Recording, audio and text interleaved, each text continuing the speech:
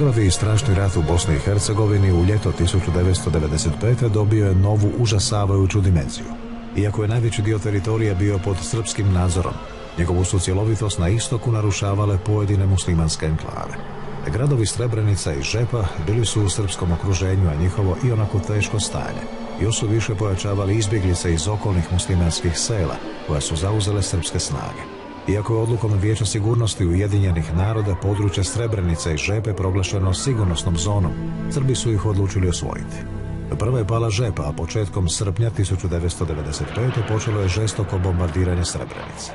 Izolirani grad, pun izbjeglica, nije mogao dugo odoljevati napadima, pa ga 11. srpnja osvojila vojska bosanskih Srba pod vodstvom Ratka Mladića.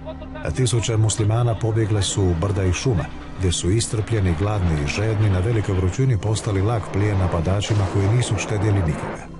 Dio stanovništva sklonio se u bazu mirovnih snaga u Potočarima, vjerujući u zaštitu Ujedinjenih naroda.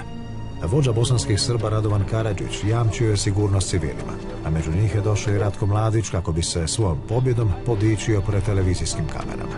No njihovi su zločinci žene i djecu autobusima izveli iz grada, a sve su muškarce zadržali. Oni su poslije nestali. Mladićevi su ih ubojice strijeljali danima, a pokapali su ih u masovne grobnice. Do sada je utvrđeno da je poslije pada Srebrenice ubijeno oko 8.000 ljudi. Taj broj još nije konačan. Strašan zločin ostavio je trajnu ljagu na djelovanje zaštitnih snaga Ujedinjenih naroda, zbog čega je poslije pala i nizozemska vlada, čiji su bojnici trebali zaštititi muslimane u Srebrenici. Svakodnevna nova otkrića donose sve strašnije detalje o zločinu koji je uzdrmao svijet, najvećim u Europi poslije Drugog svjetskog rata.